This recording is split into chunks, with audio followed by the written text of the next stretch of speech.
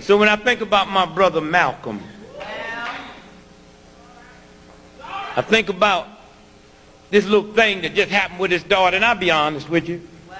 I got 10 children, 7 girls, 3 boys. If I thought I had a child that thought somebody killed me and wanted to avenge it and waited 30 years, I sure enough would have an attitude. I mean, you can give that chump time to die from natural causes. I mean, girl, do you love me or not? But listen what they told us. They told us that Malcolm X's daughter, see, I don't deal in friendship. Did she do it or not? I deal in logics. Here's a woman here in New York City. She decides she's going to kill Farrakhan. She leaves New York where all the murderers are. They got people that'll kill somebody for you just to practice because they know they're going to kill somebody on July the 4th. They just want to practice. She leaves New York, all the murderers, and goes to Minnesota where they ain't even had a drive-by shooting. Think about it. Go ahead. To hire a white boy to kill one of the most guarded brothers. A white boy. We don't even have to deal with that. I knew Malcolm. I loved Malcolm. Malcolm called me the Sunday that he died. I was working Basin Street East. He said, "Brother Greg, you coming by today?" And I said, "Malcolm, I love you." And I said, "I love you so much, I don't even want to take a chance to be there." He said, "What do you mean, Brother Greg?" I said, "Well, I close tonight, Sunday night at Basin Street East." And I said, "But I had my wife book me a flight into Chicago at 8 o'clock this morning, and I'm going to Chicago, and I had way beneath my salary booked me into a college about 10 miles from the airport. And I'm going to go there and speak this afternoon, and I'm going to stay there until they tell me you dead. Because I'm not going to let this government get 2 of us for the price of 1.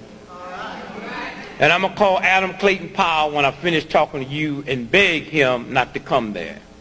Because today, the United States government is going to get you. Okay? And I'm not going to be there. I love you. I don't even want to take a chance of my heart changing. So I went to Chicago. And when they came and they told me Malcolm's been killed today, I got back on the plane and came back here. Malcolm was killed because of another brother named DePinto.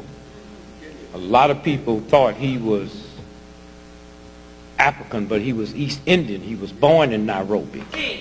He's the one that changed Malcolm's head from black nationalist to Pan-Africanism and made that connection from here to there.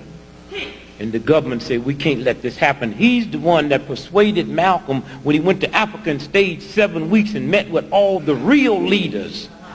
And then he's the one that discussed with Malcolm of bringing racism to the doorsteps of the UN. And as Malcolm was being shot dead in New York City, DePinto was being gunned down in Nairobi. All right. Same time. All right? Same time. So don't tell me about no black Muslims. That's a fact. That's a fact. The same time. Same time. Malcolm was being gunned down. Now, let me finish this by saying this. And you folks out there on radio, when we cut off, that's why you should be here. Let that go right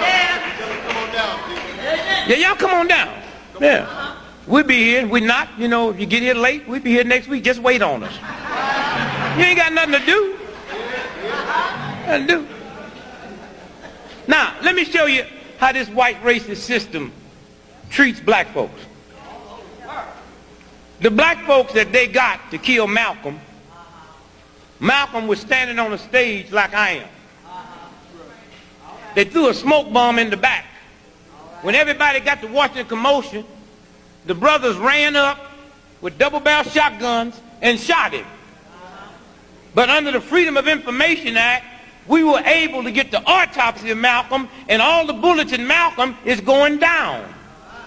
Now, I can't stand on this stage and y'all down there pointing up, which means the government have such a low view of those black folks that would do it. They didn't even give them real bullets. They gave them blanks.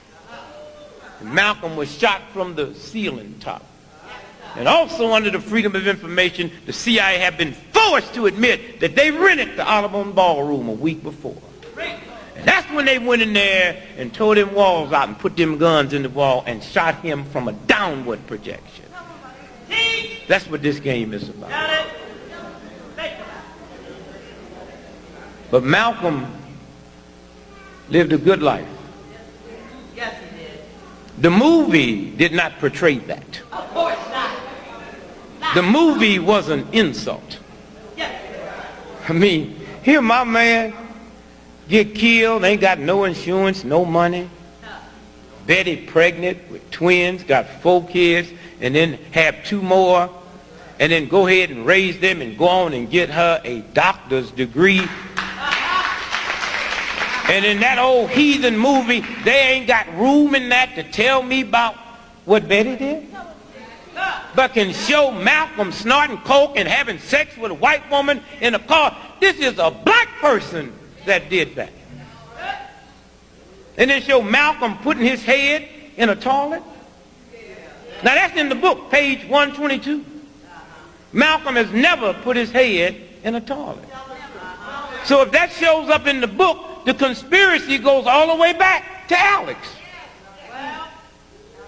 who didn't write Malcolm, nor did he write Roots.